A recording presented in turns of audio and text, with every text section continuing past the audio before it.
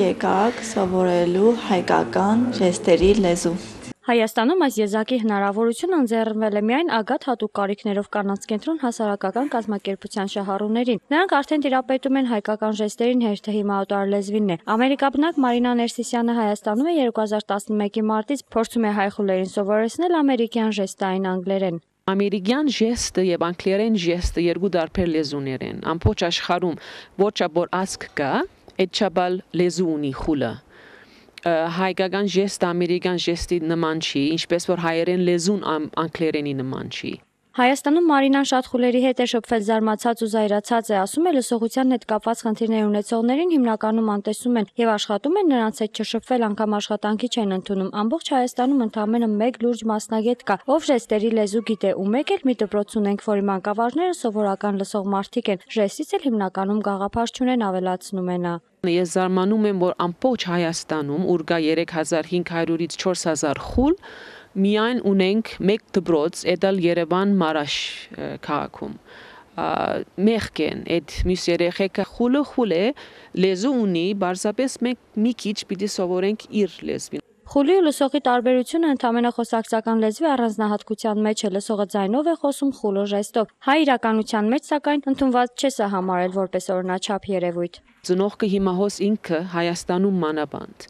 ինքնին կհանձավոր է ասում, որ խուլ զավակ է ունեցել, դա կապ չունի։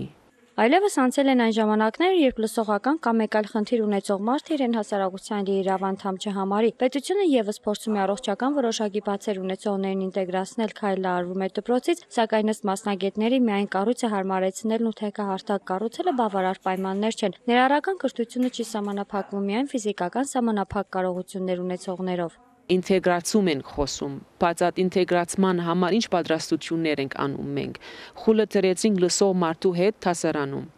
Այդ խուլը ամերիկայի նման ունի իր անհատական ինտերպրետերը թարգմանիչը, որ երբ որ լսող ուսուցիչը խոսի,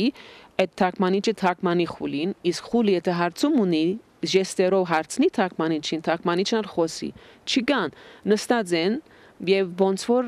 շատ լավ լիպրիտ են անում։ Լիպրիտ ասածը շրթունք կարդալն է, որը ոչ նպատակահարմար է, ոչ խուլի օգտին։ Նրանք հիմնականում սովորում են կարդալ մթերիմների շրթունքներից եւ հասարակության մեջ մնում են անօգնական։ Շրթունքից կարդալու հմտությանը տիրապետող խուլերը ընդհանուր խոսակցության 100-ից միայն 20%-ն են հասկանում։ Մնացած մասը կամ ենթադրում են, կամ էլ նրանց համար մնում է անհասկանալի։ Հիմա երբ բառարանը լինի, գյումրեցի խուլերը արդեն կշփվեն օտարերկրյա իրենց ծանոթների հետ։ Ամերիկյան անգլերենի ժեստերի լեզուն նրանց կօգնի անգամ ցանկության դեպքում արտասահմանյան որևէ բուհում ուսանել, բայց միայն ագաթով գործը գլուխ չի կա, պետք է որ Գյումրիում մեկ դպրոց հիմնվի, քանի որ խնդիրն առկա է, ուղղակի կոծկվում է խուլ երեխաներ ունեցող ծնողների կողմից։ Արմեն Հիմինեշյան, Խաչատուր Գևորգյան, Ազդարար։